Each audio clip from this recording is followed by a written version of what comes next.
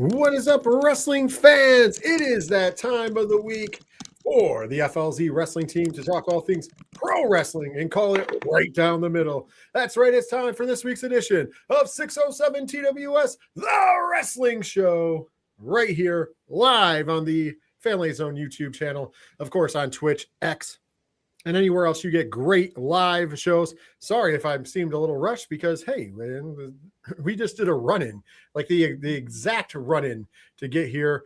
Of course, I am your host. My name is Rich.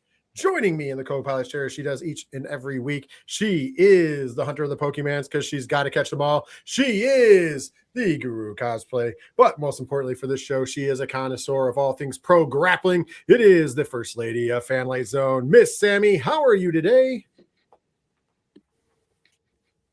She is very, very focused about what is going on. Yeah. All right. So next up, we have the man joining me in the chair as he has whenever we have guests on the FLZ. It is the editor-in-chief of FanlightZone.com and the host of the Ocho Duro Parlay Hour podcast. It's Ken Moneybags.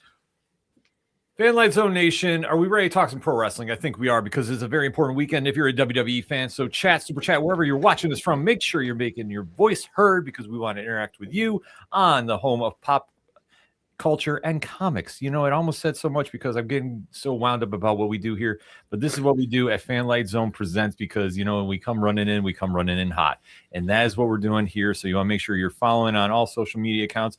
Bam, the graphic is up right now. See, when it wants to work, it works.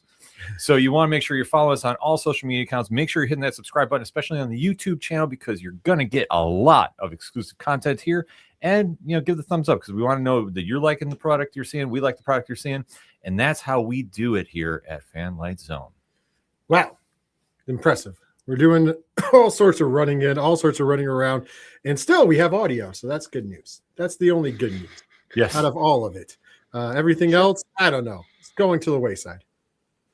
You know, it's been one of those kind of days, but when it's rolling, and that's why we have some pro wrestling to talk about. So, Sammy, you ready to talk some pro wrestling?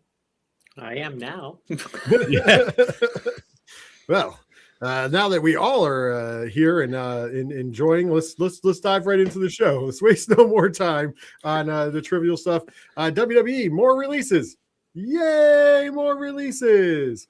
And the big one is, of course, on the screen there. But before we get to the New Day, let's talk about the other releases. We had JC Mateo and Tongaloa from the MFTs, as well as Drake Moreau, Roxanne Perez's boyfriend there. Interesting. We'll talk about that more in depth. And, of course, as we noticed, noticeably on the screen is the New Day, Kofi Kingston and Xavier Woods. A little bit of different reasoning for some people on this list, which we're going to dive in more because there's a specific thing that we're going to talk about with restructuring contracts right after this, because there's a lot of that, the rumors and innuendo going around about that. So before we get there, I can't say that I'm really shocked about JC Mateo and Tongaloa, even though they've been on TV. I mean, now Tongaloa can presumably go to AEW and have the rematch of the century with Okada. If you know, you know. Outside of that, though, I was shocked about the New Day.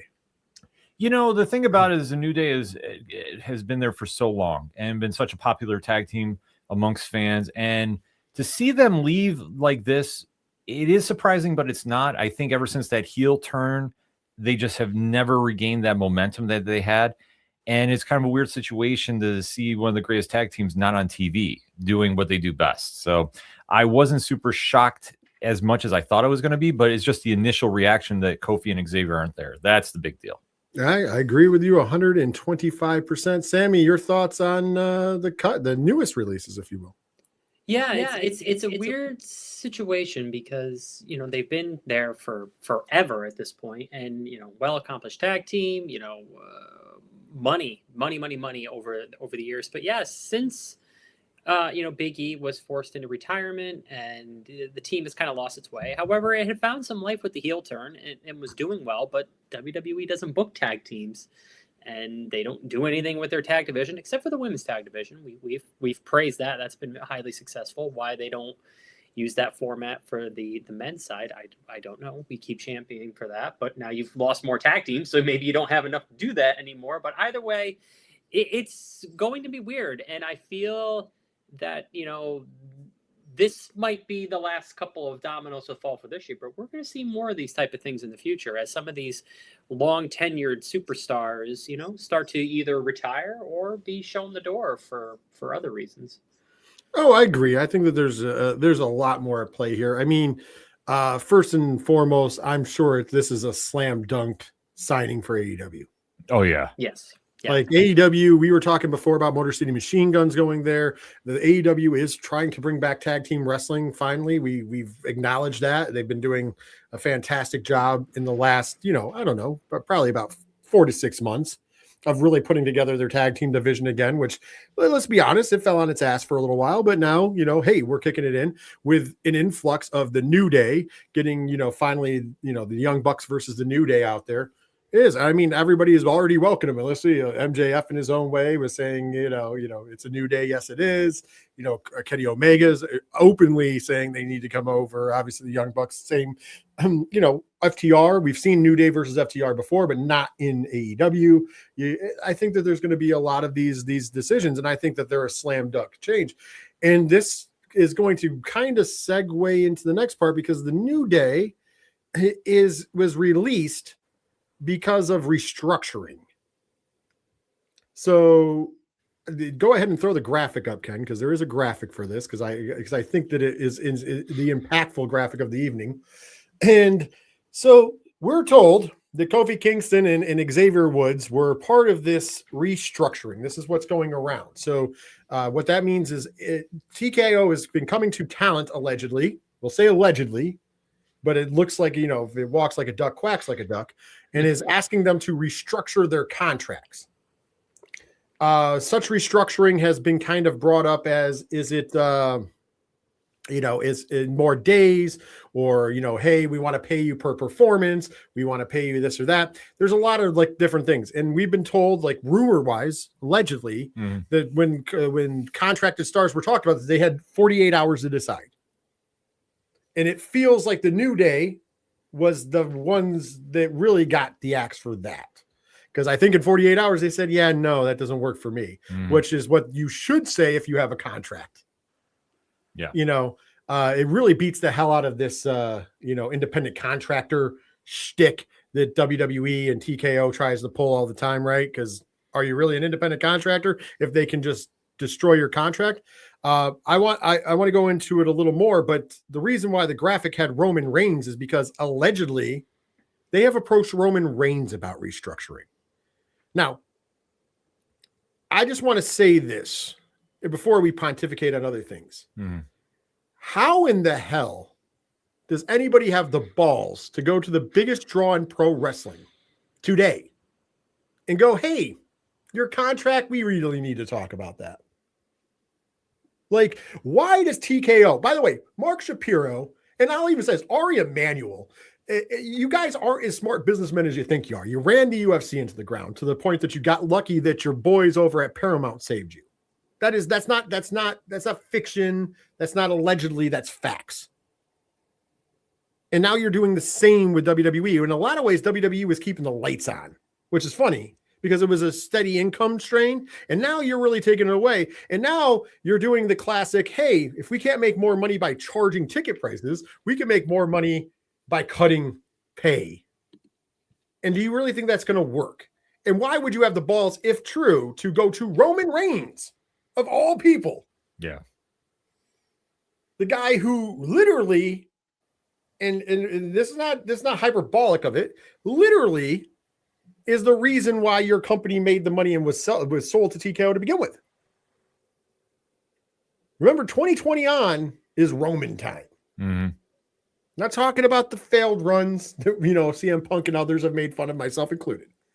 Just that, Sammy, is this not the most tone deaf thing you've ever heard in your life?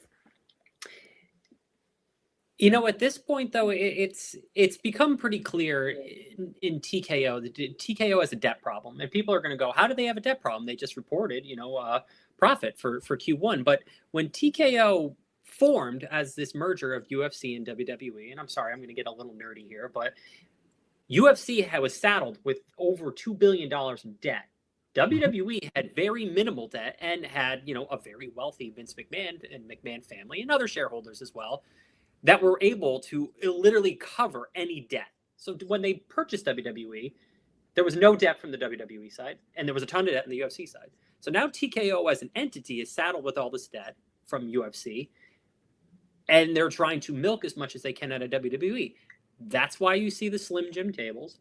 That's why you have all the ads on the ring. That is why you have more ads than wrestling during WrestleMania. That is why all that is happening, because they're trying to maximize as much money as you can out of the product. That's why the tickets are so expensive. They also had a product that was incredibly hot and has since cooled off. No, it's not saying that it's incredibly bad. That happens. Wrestling goes through cycles, good and bad. But you have a bunch of businessmen that knew nothing about wrestling now overseeing a wrestling company. We've seen mergers throughout business for years. And what happens a lot of times in these mergers? You lose the plot. You completely lose the plot and you run a company into the ground. Toys R Us, run into the ground. Sears Kmart, run into the ground. And a lot of these mergers were because of debt. And now you're kind of seeing that in real time with WWE. Now, am I saying WWE is going to go away or anything? No, that is not the case whatsoever. However, you're going to see these type of things where they're trying to find ways to make money, because TKO is not doing what you would expect them to do. They're not trying to pay off their debt in terms of like, we're going to focus on paying off debt. No, they're trying to actually grow and expand things to make more money to then eventually pay off the debt, which comes with its pros and cons. And a lot of the cons are it's hurting the product. We've seen this happening in wrestling before. We've seen this cycle before in wrestling. You can go back 25 years to WCW as part of the AOL Time Warner merger. Eric Bischoff has talked about it at length. What ends up happening when you get under this umbrella of other companies? Sometimes debt from other parts ends up moving to you, and stuff from this company moves to this company. And you're seeing that now here again in real time. It's happening. It's happening. History repeats itself. So is WWE going away? No, not going to happen. Are talent going to have uncomfortable conversations about their pay? Yes. Why? Because the TKO can say, well, we don't really think you're worth that anymore. And in a lot of ways, they're right, because the booker's just not going to put you on TV. So then, in a year, you're not worth that anymore because, well, you didn't do anything with them. So, you kind of hold all the cards in this case, except for one key thing. There are other places to go and make money. True. My thing is, once I'm glad you brought WCW up. Obviously, Ted Turner passed away the other day, and obviously the owner of WCW, no fault to him, loved pro wrestling. The merger killed that company, not Ted Turner, and so therefore it is kind of, ironically enough, it's fitting that WWE is flirting the road of WCW. I mean, I passed the same question to you, Ken, before I pontificate more on it, but. Is there such thing as too big to fail? Yeah. I mean, I think in this situation, we're after the honeymoon phase. And now it's coming down to where the powers that be think that they're going and what business needs they need to do. And it's a very interesting take if this is all true. Because if the ship is not broke, why are we trying to fix it? Why are we trying to do anything to it? And coming off of last year's WrestleMania, there was a lot of excitement. There was a lot of things to be, really amped up about. And you take a look a year later and look at the difference.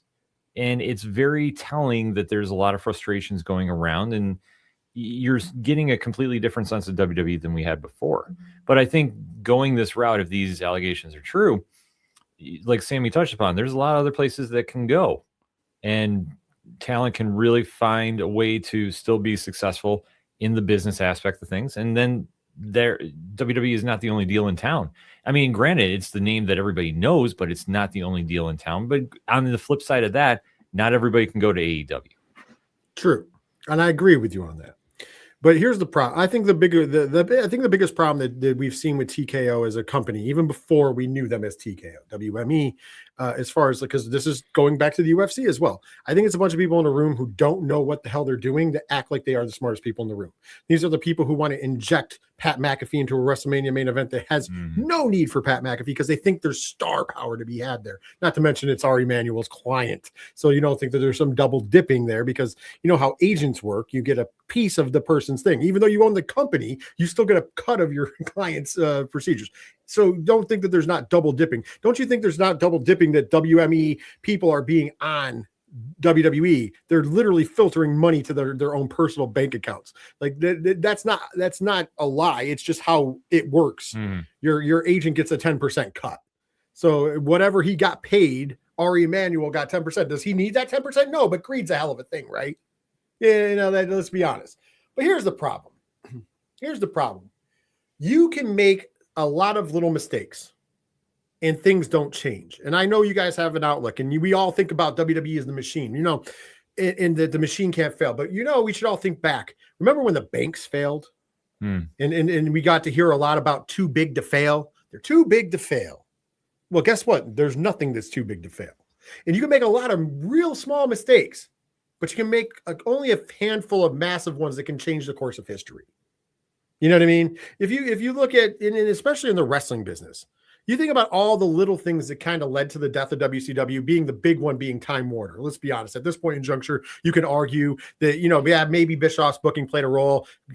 Obviously, Vince Russo's booking played a role. You can argue Finger Poke of Doom. You can argue Starrcade. You can argue whatever you want to argue. Those are all little things that do add their little, but if you really think about it, WCW wasn't the death of 1,000 cuts that we really think it was. The truth of the matter is AOL Time Warner. Time Warner was bought out by AOL, because it wasn't a merger, it was a buyout, it was corporate takeover, and they didn't see the value in it. And then they dumped all of their debt into WCW, which was running with profit at the time, and they dumped all the debt there, so it made it look like, and that was the scapegoat. And that's the bottom line. That's the major thing. Here's the problem. All those little things added to them doing that. Because if you were still running the height of the NWO success in WCW, it would be hard to do that, right? Yeah. So here's my issue. You have Roman Reigns, the biggest draw in professional wrestling. Am I wrong there? If stop me when I'm telling lies, right? Biggest draw.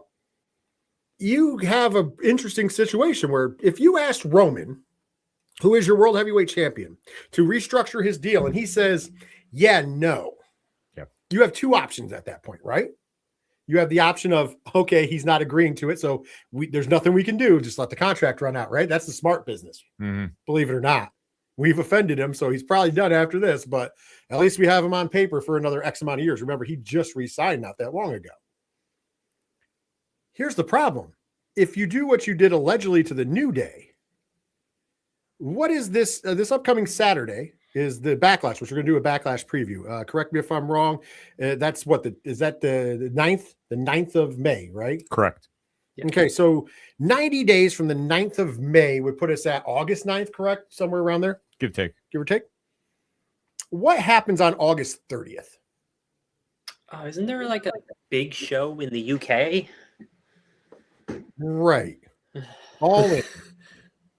What happens? What happens if you let Roman Reigns, the biggest draw, go in pro wrestling? Do you think that he's not going to take the payday?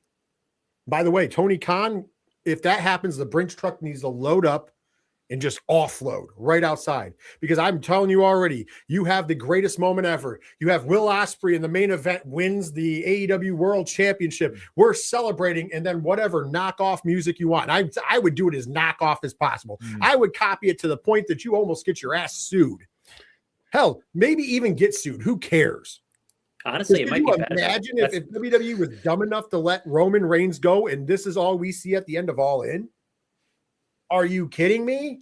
And fans can act like that wouldn't be a game changer. That would make AEW the number one company. I will bet money on it. Overnight, they would instantly. Now you're going to have the New Day, who's now probably going to be involved in All In. Now you have Roman Reigns, who has an axe to grind. Yeah. A motivated Roman Reigns is something you should fear. Now, am I saying this is going to happen? No, we'll find out. We'll find out. If he drops the belt on Saturday, I promise you, his time in WWE is over. Because there's no reason, as much as I love Jacob Fatu, we're going to talk about it later, so I don't want to dive too much into it. There is no reason for him to drop the belt to Fatu. No reason. And if that does happen, I think their conversation is going to shift in another direction where you have Netflix, and you have ESPN, and you have some of these other partners going, these contracts, they don't seem to be as ironclad as we initially thought they were. And maybe we need to talk about some restructuring. Ready for this? This is where we talk about little things. Mm-hmm. And I mean, Roman leaving would be huge, by the way. It's still a little in the grand scheme of things, right? But here's how little things lead to bigger things. Roman Reigns is your world heavyweight champion because Netflix wants Roman Reigns. That is facts. Yeah. And as they should, okay? As everybody should, right? There's a reason why he's working almost a full-time schedule now, because that's what obviously they wanted for their deal. Let me ask you guys, do you remember the TKO Netflix deal? Do you know how it is structured? Remember how it was structured? There's a lot of money. A lot of money, a lot of years. A lot of money, 5 and 10, yeah. But with another 10 year, with another up to 10 years option for Netflix. But that's the key. Netflix can pull the plug anytime. Netflix has all the options. They gave them all the optioning power. Remember, that was the thing that we all went, ooh, that's not good. Yeah. So they're not guaranteed to stay on Netflix. I think the first 3 to 5 years, it's year 3 to year 5 is when the first option gets up. You were in year 2. So if it's year 3, that's only next January. It's year 5. It's a couple years. You piss them off, as Sammy just alluded to. All of a sudden, they might want to restructure their deal. Yeah. Because they understand. See, the people at Netflix understood what they were getting in WWE, but they understood the stars as well. Mm-hmm.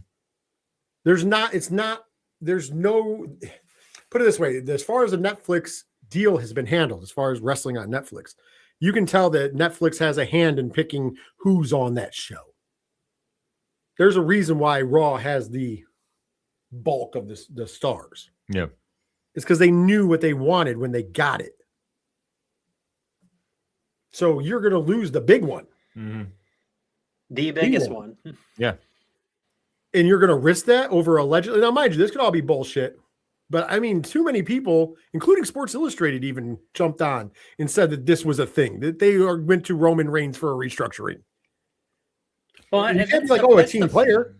That's the funniest part about all this, because that was like the first part to come out. And then when I first saw it, I'm like, that's Dave being silly again. But this story just would not die. It just kept evolving. So it's like, oh boy, there's definitely some smoke here. There's definitely some fire here. Some people have been fired, and we'll see what happens. Mm-hmm. Agreed. And to me, we heard about the restructuring thing, from, the first time I heard it was from SRS. I know Uncle Dave threw something out there, but it wasn't like on concrete. SRS was the first to really say about specifically Roman Reigns. And then the New Day got let go, and it was like, oh, they were on that list of restructuring. Yeah. So I'm like, oh, there's smoke to this fire. And then all of a sudden, because of that smoke, that's when you saw the SIs and the Bleacher Reports pick up on the story. You went, oh, wait a minute. If the New Day was part of this alleged restructuring and they turned down restructuring, because why, if you would have a contract, would you ever restructure? This is not, okay, I can understand if we're basketball. We're basketball fans. We're New York Knicks fans. They're doing okay. Yes. Hopefully they continue on. We'll give them a thumbs up. I'm always on bated breath with them. But I can understand when the Knicks go to Jalen Brunson, who's your star, and says, hey, can we restructure? And it's always respectful because they do it all the time. Can we restructure your deal so we can bring in this piece to help us win? And a good star who wants to win will go, sure. We've seen LeBron do it a bunch in his career. Michael Jordan was year to year for that exact reason. Kobe Bryant and restructured. Every major star in basketball, and that's why I'm using basketball, has restructured deals so they can bring pieces in for winning. Mm-hmm. But that's different. That is a team effort. That's winning. This is sports entertainment. This is, yes, they are a team, but at the end of the day, the name of the game is, Wahoo McDaniel said it best. And I know Kevin Nash has made a living off of saying it, but he gives it to Wahoo. The only thing that's real in this business is the miles and the money. It's a true story. You got to get what you can and get the hell out the door.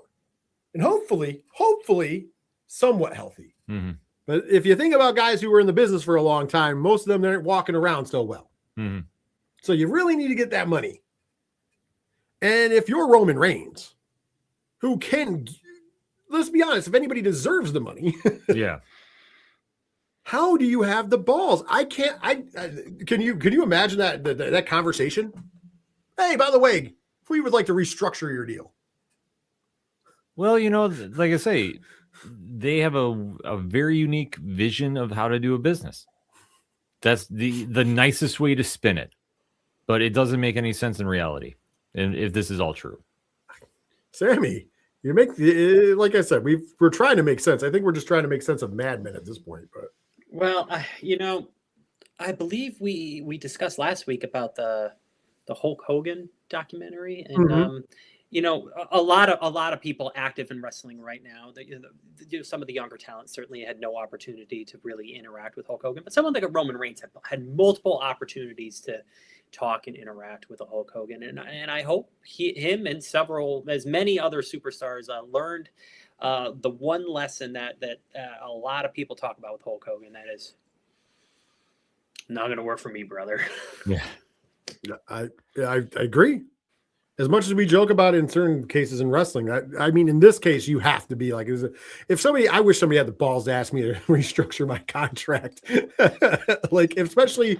you're a crappy worker, you might have to do it, right? Mm-hmm. But like, if you're Roman Reigns, I wish, I would just look at the person like they were stupid. You have 48 hours. Oh, I don't need 48 hours. Oh, you're on board? Yeah, not so much. Yeah. I have a contract. So you either can follow that contract or you can terminate my contract. Mm-hmm. Either way, I have a contract. Yeah. That is exactly that is the answer. The answer the New Day allegedly gave is the answer. Yeah. I have a contract. You can terminate me from said contract, or you can just F off. If you want to restructure, wait until my contract's up. Mm-hmm. This is super unprofessional. And I want to touch on this because, speaking of that unprofessionalism, if you're a young athlete now, or somebody who's thinking about jumping ship from one promotion to another, can you have faith in the contract you're signing? Yeah. This is a bad PR move across the board. Completely. There's a no-win situation in this. Yeah, and you have to look at Tony Khan, and you got to give him a lot of credit. He's had some weird contract situations, but he's honored pretty much all of them. He won't book you on TV. He'll sit at home, but he pays you. Yeah. I mean, there's got to be a happy medium, and I've said this about Tony, and I mean this, and because like I said last week with the releases, I truly have always said with releases, if you can't ply your trade one place, you should be allowed to do it another place. If you're not going to use somebody, just let them go. I'm fine with the release in its own. That part I'm actually fine with. Believe it or not, because if I was a pro wrestler and I worked in that business, not as a wrestler, but if I was a pro wrestler and you only have X amount of years to do this thing, right? Mm-hmm.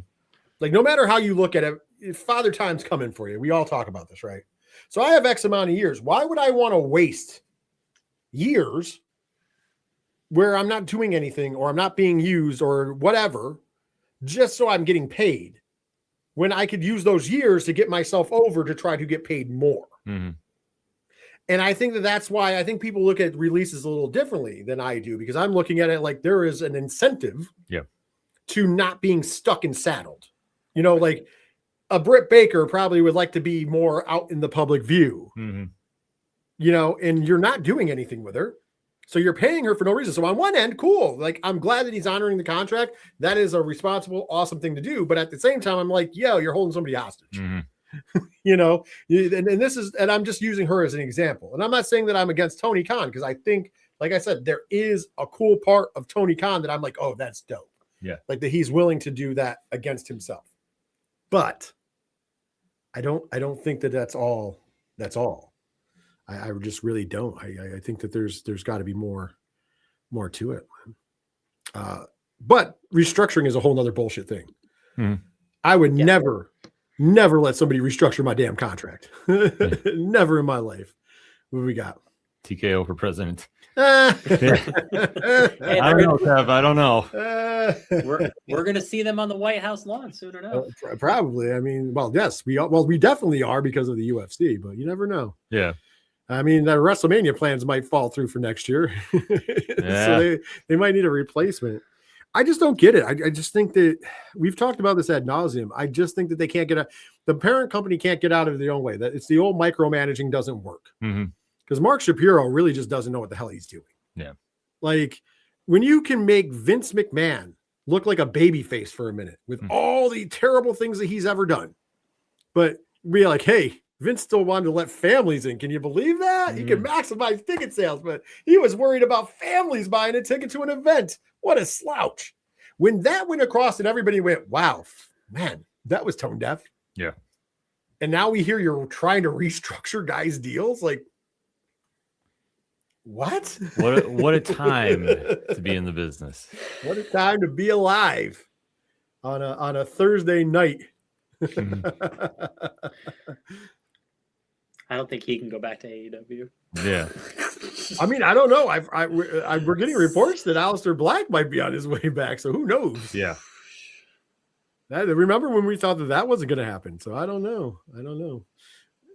Yeah. You got some in the chat? No, Kev came back in. If you want to buy something, you can do whatever you want, just like Tico is doing right now. I mean, they can definitely ask for it, but it just doesn't mean it makes a lot of sense as far as the optics go. No, you can do whatever you want. You can buy whatever you want. You can run it in the ground if you want. You can make it maximize the profits if you want. You can do whatever you want. Doesn't mean it's smart. Yeah. Like business sense wise, you don't go to your biggest star and go, hey, you want to restructure your deal. Yeah. Especially when business is good. Yeah, and they don't have a salary cap. So I mean that's a big difference there. Right. So you're not asking somebody to take it from the team. Yeah. You're asking somebody to, and that's my point. I mean, I think that it just makes them look silly. If true, it makes them look very silly. Yeah. We'll see what it does. We'll find out soon enough. Like I said, it'll be telling if he drops the title to Jacob Fatu this weekend. Yeah. JVD is coming in the chat.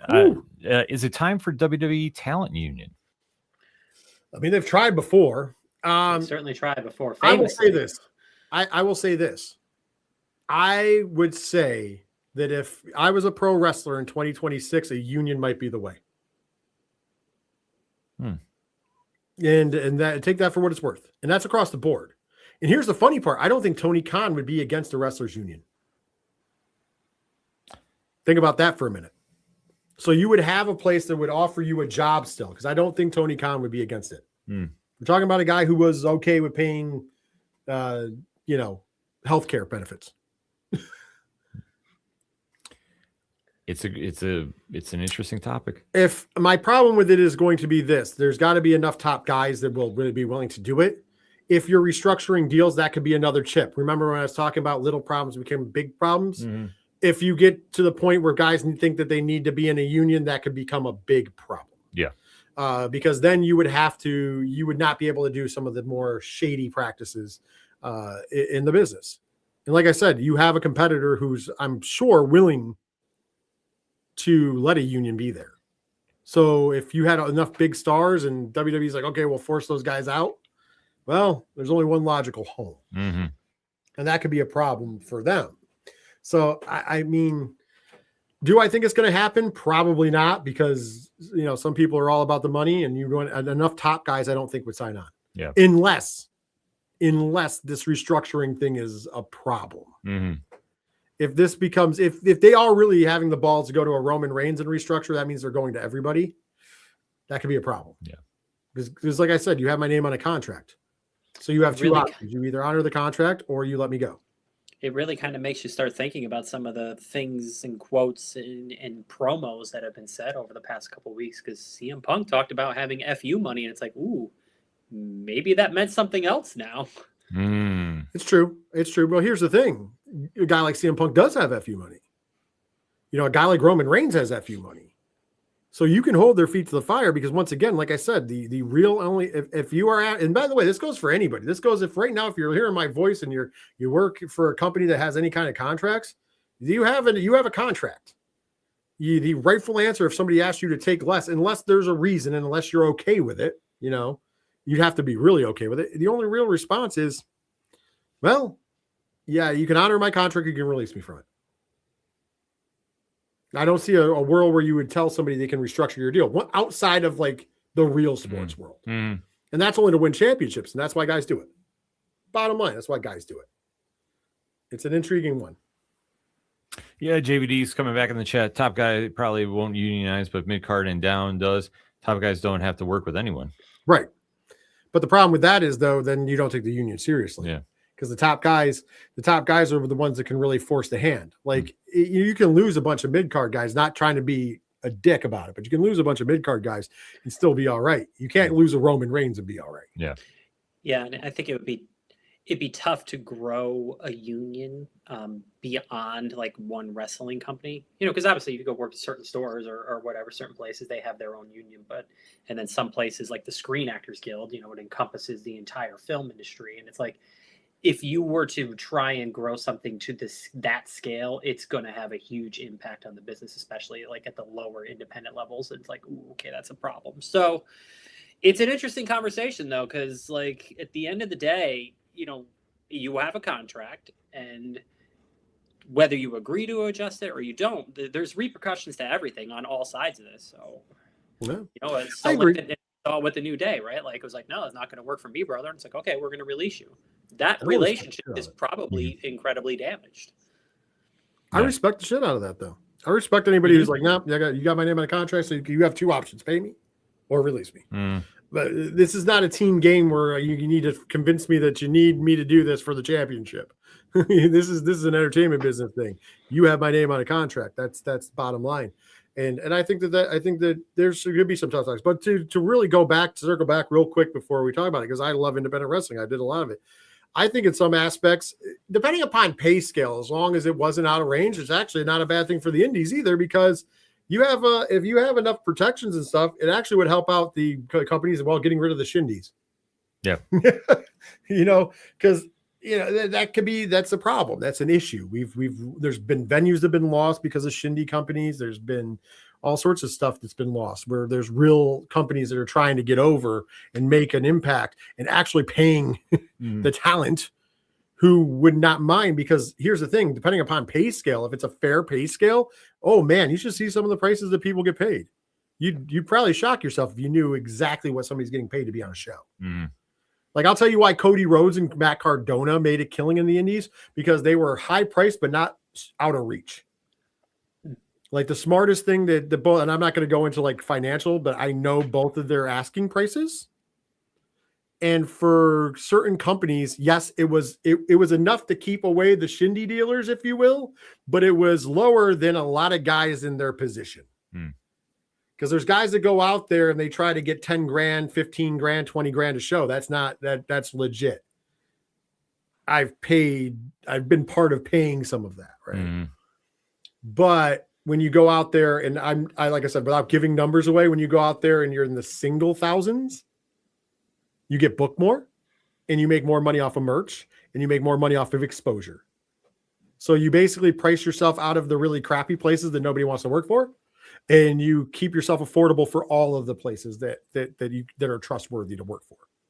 That is the way. But too many people try to get that big nut. You're going to see that coming up with some of these releases, and it'll be surprising. It'll be people who weren't major stars that are going to try to cash in on former WWE superstar.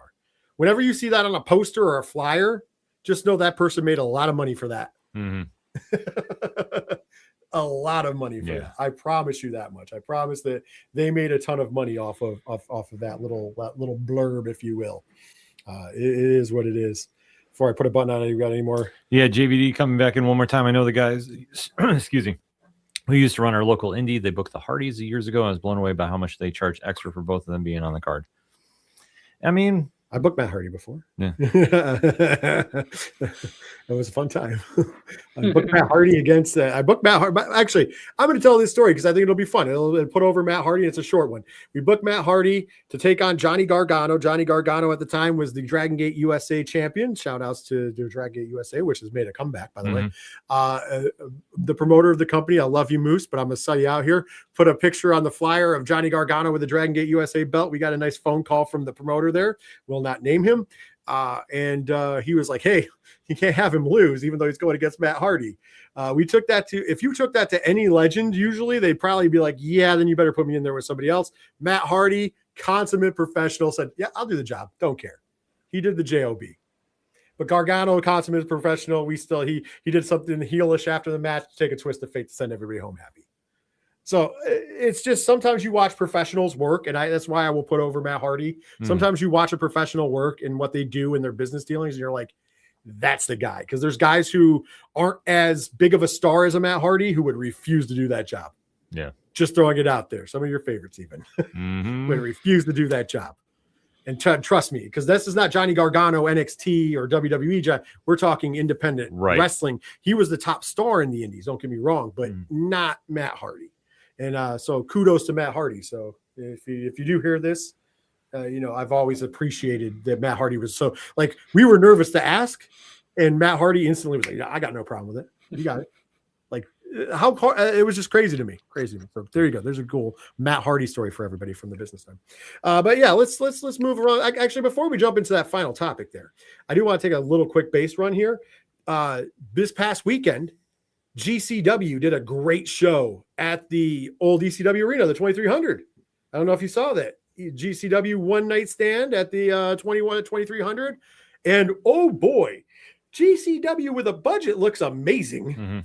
I don't know if did you see the stage set up with the screens and everything? Oh man, that was phenomenal. Did both of you get a chance to see highlights at least from the show? I saw highlights. Sammy, did you see anything from the show? I've seen highlights, and I've been just praising the production value. They've been doing exactly what you said. Don't go out and spend money on stupid stuff. Just focus on making the product look as good as you can, and it's really showing, and it's amazing. Yeah, shout outs to the 2300 because a lot of that setup is theirs. Yeah, so it's a great place to do. Now that they're back open for wrestling business, the old ECW arena. By the way, if you've never made it to the corner of Rittner and Swatson in Philadelphia, make that pilgrimage. No matter what company it is, whether it's NXT running it, GCW running it, a smaller federation running it, Ring of Honor running it, whoever, AEW has ran it, everybody runs there. It's a phenomenal place. And when you really get the graphics of the fact of what happened in that building and how it really looks in real life, I know they've done a little bit of cleaning it up a little bit, but it's still at the end of the day an old bingo hall and warehouse. So it's phenomenal to see that. So I want to shout them out real quick, and then real quick shout outs of course to AEW. Another week of television. I don't know if I like the 3 hours last night because I feel like that last hour of Collision was kind of a bust, but I thought Dynamite was good. Your thoughts? I thought it was actually solid for what it was. The MJF Darby stipulation did not see coming. I was waiting for them to go to the well again with the you can never get a shot again. So kudos to not doing that. Yeah, I was definitely impressed with that. But I thought for the overall 3 hours, I thought it was a very solid show. Sammy, any thoughts about you are the AEW pundit, so any thoughts about AEW? 3 hours is tough for any wrestling show. We've known that since the 90s when we moved to 3 hours. But at the end of the day, they make it work. You do what you can. And yeah, the first 2 hours was definitely a little bit stronger than the last hour, in my opinion. I want to get a take because I said this to Ken last night when we were talking, and I want to get your take on this, Sammy, because I mean, obviously we can talk publicly about what we were talking in private, but I do have a little issue with this open challenging for the AEW World Title. I feel like you're hitting a break, almost a point where maybe there's too much, to me, a world title is supposed to be put on a pedestal and it's an attraction. I feel like when you do open challenges every week, maybe it's a little too much of the belt. Am I overthinking this, Sammy? I'll go to you first, and I'm not saying that I hate it. I'm just saying, am I overthinking it? Your thoughts? No, it's not so much overthinking it because you're right. Like the belt is the top prize, but when you have a champion in MJF who never wants to defend the belt, and then you have Darby, who's someone who's always ready to get into a fight, I get it, but you're right. Like there should be a little bit more of a just not everyone getting a title shot. You get a title shot. You get a title shot.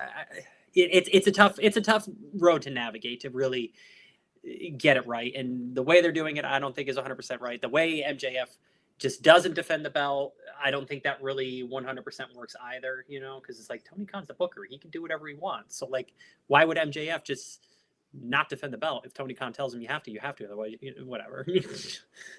I mean, granted, we're getting Okada versus Darby Allin next week, so that's very, very nice. But I will say this.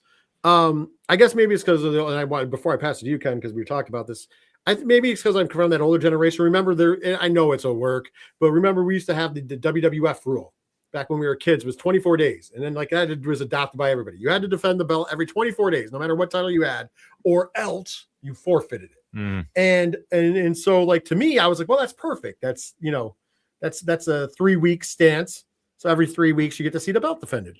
And I thought that was kind of worked out. That kind of stretched to a month because of pay-per-views. But maybe that's where it's left over from. Ken, your thoughts on is the AEW World Championship getting overexposed? Yes, but it makes sense for Darby's character. That's the only way I'm tolerating it. But I do wish they gave it a little less of an indie feel and more of a prestige feel, like you were touching.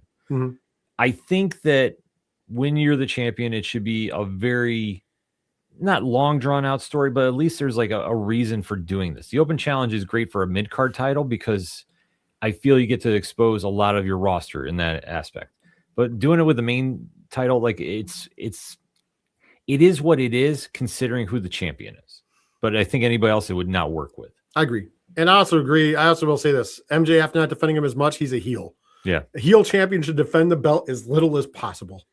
Because it doesn't make sense for a heel to be like, here, I'm going to give everybody a shot. Because then that's a dark, like you said, I get it a little more, and I respect it a little more because it's Darby Allin. That's you expect Darby to do that, right? But if MJF was like, you get a shot and you get a shot, and he's a heel, that's weird. Yeah, that's weird because like think about it, you should basically have to force the heel champion to give a title shot, because then you get those reactions like you're going to put the belt on the line tonight, and you're, you know what I mean, like. You get the heel, because there's part of being a heel. You have to be a chicken shit at times. That's the part. All right. Now let's move on to the main event, if you will.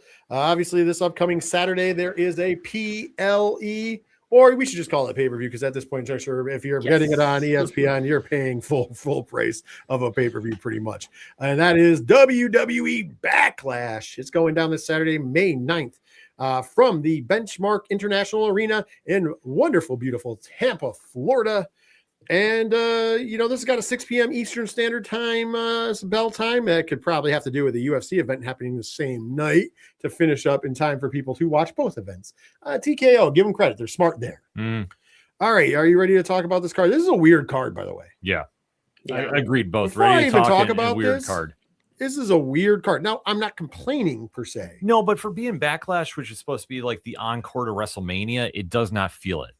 It is just a weird card. And I'm glad that we have some of the people around this card on the card. But I'm kind of also like, we're going to put something bigger? Yeah, I don't want to say thrown together, but it does feel that way. With only one WrestleMania rematch. Yeah. Which is kind of interesting. Usually there's a couple, including one of the title fights, or like main title fights. Okay, let's get to it, though. Let's run down the card. Of course, we're going to give our picks and everything. Thoughts, chat, super chat. We want to hear from you, so drop them in the chat as well. All right, first up, let's talk about it. Seth frickin' Rollins taking on Braun Breaker. Of course, this could have been a WrestleMania match, but instead, I'm not complaining. We got Gunther versus Seth Rollins. Very good match. Really weird ending. But it's leading here to Backlash. Braun Breaker, Seth Rollins. Ken M., we're going to start with you. Who's walking out of Backlash? Your winner. Braun. I think this was the plan all along, but if the vision is going to be still the vision, Braun has to win this one. Sammy, who you got? Braun. Simply put, there you go. She's a woman of few words. Sometimes none. I am actually going to say, well, I'm going to pick Braun, but I'm going to say that I kind of going to elaborate on what you kind of said a minute ago, Ken. I think this is going to tell the temp in the room, though, of where we are with the vision. If Braun Breaker wins this match, I think they're going to still salvage and try to do something with the vision. If Seth Rollins wins, I think the vision's out the door. Yeah, agreed. So it'll get a temp in the room of what they're really going to do with that. And once again, creative bankrupt, who knows? Next up is the only rematch from WrestleMania. It is for the WWE United States Championship. Your champion, Trick Williams. He's got Little Yachty in his corner again, by the way. Just want to throw that out there. Taking on former champion Sami Zayn, full heel Sami Zayn at this point in juncture. This was a great WrestleMania match. great moment. We're now into Backlash, though, Sammy. Who's leaving Tampa, the United States champion? Oh, we're going to be whooping that trick once again because Sami Zayn, he's moving on to his next chapter in his career down in AAA. So that's my bold prediction. Going to be back to El Generico? Uh-huh. I heard El Generico. El Generico is in an orphanage in Tijuana, by the way. They're not and the that same would person. do huge ratings in AAA, but we're focusing on Backlash. So not the same Triple person, Sammy. Not the same person. Two different people. There's two Grande Americanos. So whatever. There's only one real Grande Americano, and depending upon which side of the border you're on, and depending upon which one you view it as, because in Mexico, think about it. In Mexico, the new El Grande Americano is over like gangbusters. Yeah. In the States, the original one's over. Big bucks. Dude, think about it. It's translated to big bucks on both sides because in the States, original El Grande Americano is over. And I mean, people like the other one, but he's the one that's over and the other one's a heel. And in Mexico, original El Grande Americano is the heel and new El Grande Americano is the face. It's a wild thing, and I like it. I actually dig the way it goes back and forth. But we're going to bring that to an end because at the next big event for AAA, we got the mask versus mask. So one of the El Grande Americanos is going to lose the mask, sadly enough. Speaking of, it's my pick. Sorry, I got off the trip. Whoop that trick's winning all day. All that's to say, whoop that trick and go ahead, Ken. This is the easiest lock of the evening. Trick Williams is not losing that title anytime soon. You're going to finally have Sami Zayn go into that Bret Hart heel mode where he was right and everybody turned on him and he stayed true to himself and X, Y, and Z, or unless he just joins the bloodline, because I could see that happening too, because how TKO is booking again. The bloodline is back full force, man. Yeah. Because I'll say this. Yeah. If Rollins wins, the vision is gone. Paul's going to go back with Roman. They're just going to get the whole band back together. True. All right. So I want to preface this because I'm going to go first on this one too, but I'm going to preface this. I am super excited for this match, but I am super disappointed that this is the only women's match on the card. Agreed. There is no women's championship matches on the card, whether the world title or the WWE title. There is no women's tag team title match on the card. There's no of the secondary belts, whether it's United States or Intercontinental, especially when you have a heating up feud between Sol Ruca and Becky Lynch.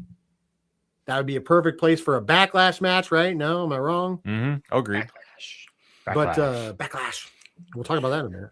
But we are getting, due to my excitement, Io Sky versus Asuka, which is a main event quality match anywhere in the world. So what we're lacking in quantity, we're getting in quality, although I think there's other quality choices that I'm kind of, once again, looking at the card going, why aren't some of those on the card? Just throwing it out there. But I dig this. We've been building to this. It's kind of gone a little flat now that Kairi Sane is gone. But I think Io has to win this. Am I wrong? Go ahead, Ken. Oh, Io definitely has to win this. I do feel, though, Kairi Sane is going to come in for this because finishing the storyline without her, it just seems odd. I could see her just coming back for like a one-night appearance and then leave after that. But this has to be Io, unless, like, what are we going to do after this with her? Otherwise, and it's nothing against Asuka. Asuka's one of the greatest of all time. But if Io is going to make a run for the world title or Money in the Bank, wherever her path is going to lead to now, she needs this win more. Sammy. Asuka's going to win. Ooh. Oh. Going the other direction. Going the other direction because of the Kairi Sane release, leaving the company on mutual terms, whatever it ends up being, we'll learn in the future. At the end of the day, I'm going with the WWE doesn't know what to do with others, so they're going to have Asuka win so they can just continue this. Good point. I dig the point. Next up is a tag team match. The Miz and Kit Wilson taking on Love That Danhausen and a partner to be determined. Of course, Danhausen is money all the time, printing money. The reason why to sign him. And he's been printing money. This thing was, we all picked on the Backlash already. Backlash. Good stuff. So it's a two-part question, though. Who is going to be Danhausen's tag team partner? Okay. And who is going to win the tag team match? Ken M. Okay. So there was a tip-off on Monday Night Raw that Danhausen's partner allegedly likes money. A lot of people like money. That comment was Yeah, made. a lot of people like money. So the forbidden door is going to swing open, and Okada is going to come through. He is the rainmaker. It's going to rain money. Everybody wins there, and then no, in all seriousness, so I think the mystery partner is going to be Obafemi. Ooh. And this is going to be Danhausen. Whoever Danhausen's partner is going to win. But I do think it's going to be Obafemi. Okay, I mean that doesn't fit in with money, but I get it. I would like to see. I mean, I have a couple opinions. Sammy. I do like the Obafemi pick because he is money in general to WWE right now. And it would be a great way for him to just continue his momentum of just beating the snot out of people and just getting a huge crowd reaction. So in that aspect, that does make a lot of sense. I've heard the rumors that John Cena might be the guy. Sure, why not? He is money, even though he's retired, whatever. But I'm going with Pepsi Phil because he's not there to make friends. He's there to make money. Cenahausen would be interesting because you could have. We know Cena's going to be there. We'll talk about that in a second. Much like you, Sammy, I think the one rather than nose one would be Pepsi Phil because it makes sense, right? Mm-hmm. Pepsi Phil is always the one that makes sense. However, I was thinking about who I hope it is. I think Danhausen's team's going to win regardless, right? Yes. But who I hope it is, because there was a tease put out there about a certain wrestler who missed WrestleMania, who said that, you don't worry, I'll be there soon, who has a tie-in with The Miz, and is also known as Money. Mello is Money. Ooh. Danhausen and Carmelo. I'm in for that. I hope it's that because I would love to see Carmelo Hayes back, and I would love to see him in a big match. I think this fits because The Miz and him, the money thing, I think it all fits. However, I think it'll probably be Pepsi Phil because, obviously that is money in its own. So Danhausen's team's winning either way. Yeah, I think that's an easy one, but that's probably going to be the most entertaining match of the night. Dig it. All right, before we get to the main event, John Cena's coming back. For a man who's retired, we're seeing John Cena an awful lot this year. Once again, creatively bankrupt. But he's promising a huge announcement, correct? That was what it was, like in my best Tony Khan voice. So I guess I'm asking you lady and gentlemen, I use those terms loosely. What do you think is going to be the huge announcement? I'll start with you, Sammy. Well, it's certainly not that he's going to be back. That'd be great, though, right? Right? Run it back. I'm running it back. I heard you're cutting Roman. I'm going to take that spot. No. Probably some sort of a location announcement, maybe Royal Rumble, or I guess they could move WrestleMania again. They're famous for doing that. Like, oh, we're going to have it here. Oh, wait, we're moving it. I guess they could do that. That's what I would guess. Some sort of a large scale location announcement for a future show. I mean, without diving too far in it, with what's going on in the world, it might be a good idea to maybe think about a different location for WrestleMania next year. Push it off because just maybe reasons, right? But all seriousness, I could see that. I could definitely see what you're saying there. It would be kind of funny for him to make his return. I'm unretired. Actually, I'm going to go with a different thing. I think he's going to be out there to make an announcement about a city, town, whatever, some big event. And I think The Undertaker is going to inform him he's going to be inducted in the Hall of Fame. I think they're trying to surprise him with a Hall of Fame induction. Yes, it seems early to do that, but he is John Cena. So to know he's going to the Hall of Fame next year, either way, is amazing. And I think he's if you're going to headline, there's going to be a lot of issues doing Hall of Fame because it's going to be in Saudi as of right now, right? And I'm not saying that but logistically getting people there is going to be a little harder than just here in the States. So you need a big headliner. That John Cena would fit the bill, in my opinion. Ken, what's your thoughts? I agree with you, actually. That's where I think they're going to do. I think he's going to come out, maybe announce. They have not started work on a physical location for the Hall of Fame yet, right? Allegedly, it is somewhere in Florida, or it could be. I don't know if they're actually building it, but there was space that they bought in the Tampa area for allegedly that reason. So what I'm thinking is he's going to announce about construction is finally going to be built, or maybe a tentative date of the Hall of Fame being constructed. that's when the Undertaker is going to come out and say, "Good, it'll time in when you're going to get inducted." And there you go. I do like the Undertaker gimmick of inducting people. Yeah, I think it's great. I do like that gimmick. All right, so let's talk a main event now.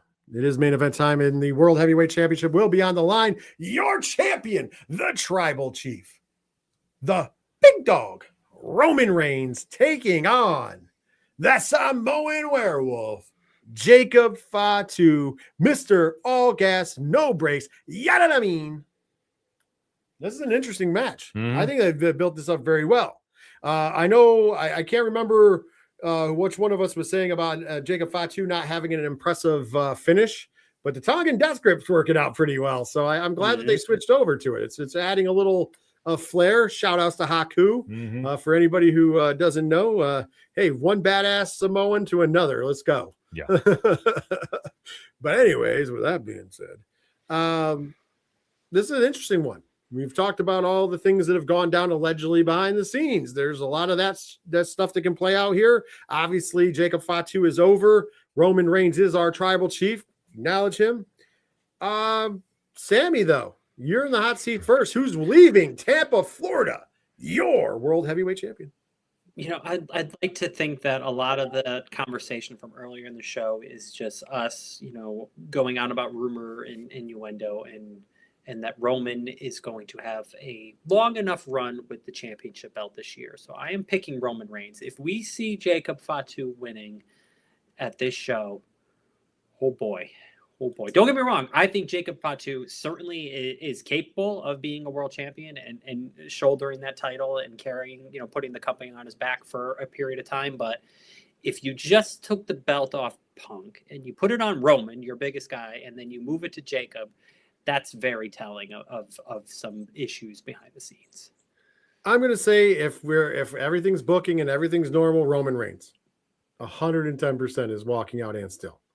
Nothing against Jacob Fatu. A loss here doesn't hurt. I'm sure they're going to have an amazing match. You know, they're family members. We know they're close. I'm sure Roman's going to want to make sure Jacob looks like $1 million and vice versa. The issue gets, listen. Now, granted, if the company wasn't so creatively bankrupt with all this stuff going on, I might even hotshot the belt on Jacob just to get the internet talking. Yeah. Like from a booking standpoint, that would be intriguing and interesting enough for me. However, I really think if you see Jacob Fatu win, unless they, you know, try to pull that fast one, oh boy. If you have the funds, get your plane ticket booked for Wembley, because on the 30th of August, you might be part of wrestling's biggest fumble. Free agent acquisition, yeah. Fumble from one company, biggest acquisition from the other. I just throwing that out there. But all seriousness aside, I don't think that they're booting him, so I think Roman Reigns and still. Go ahead, Ken. Jacob Fatu. Ooh. I think regardless of the contract issue, I think we're going to see something different from creative on this one. I think the Usos are going to join up with Jacob and take out Roman. So a different bloodline again? Yep. But with this one with Jacob, and then maybe a Royce Keys added in and see what they do. Because I think at this stage, Roman should be the easy win here because it's Roman. Granted, him and Jacob could still continue this feud because I think they're just getting started regardless. So, yeah, Roman should win. But I think if they want to try doing something on a card that we alluded to, it's just thrown together. There's no real sizzle behind this. I think for being Backlash, which is supposed to be the sequel for WrestleMania, there's just it's really lacking that, you know, certain X factor. I think doing a match with Jacob winning, and especially if it's by, you know, some really crazy things happening like Jay and Jimmy turn on Roman, then maybe you got something here. And I think that they could use that shot in the arm just to get fans talking about something else other than the contracts. I think that's a great, all of what you said, I'm behind it. Like I said, it also takes advantage of, like I said, getting the internet marks like ourselves in a lot of ways to be like, oh yeah, this is why. And maybe somebody will buy plane tickets like I said, and it won't be real. Trust me, they can't keep Roman gone for that long. Yeah. They're not going to keep him gone through August just to make an appearance. You know what I mean? But I could see them. I could see what you're saying. It would be, Here's why I think that it's less likely is because that would be what we call smart booking. Exactly. You gave me a good, logical, smart way to book this show. And I'm going to tell you what, that ain't it, brother. Listen, if TKO uses it, we just want to shout out on the Monday night after. Mark Shapiro is going to say, hold my, well, he doesn't probably drink beer. Hold my Grand Marnier. Yeah. He's running. He's going to get on the phone, and no, we can't do that. It's not going to work for me, brother. Click. Yeah. Anyways, once again, if you guys want to drop anything, if you're watching us on the replay, go ahead, drop your picks in. If you're watching us live and you didn't throw picks in, you can throw picks in right now because we got a minute before we're closing up. But that is Backlash. Next week, we will, of course, be going over what happened at Backlash, as well as the rest of the wrestling world. Hopefully, there's no more WWE releases we have to talk about and need up more time. We'll see. Stay tuned. Stay tuned. Crazier things have happened, so that's why you want to make sure you stay tuned to Fanlight Zone on all the social media accounts, because we'll be talking about it if it's happening. So you make sure you hit that subscribe button, especially on YouTube. Join the 11,000 plus that have gone and joined the home of comics pop culture. And like I say, make sure you're hitting the like buttons because we like to know what you want to talk about here on Fanlight Zone on YouTube. I was going to say, stay tuned to 607 TWS live, 8 p.m. Eastern Standard Time every Thursday. Join us if you want to join the live chat. Of course, we're always appreciative when you watch after the fact as well. So thank you so much. But I just got to say, because maybe this is going to be, in the sports world, NFL particularly, the Diana Rossini, Mike Vrabel thing has kind of dominated the thing. Maybe WWE Releases is our version of that. It's less sexy, right? But less scandalous. But nonetheless, it's like a story that just won't go away. Mm-hmm. It's like, that the myth about what happens in Vegas stays in Vegas, and we all know that's not true. That's true. With that being said, though, we will be back next week. Same bat time, same bat channel for 607 TWS, the wrestling show powered by fanlightzone.com. But until then, for myself, for Miss Sammy, for Ken Moneybags, take care of yourselves, take care of each other, and most importantly, later, wrestling fans.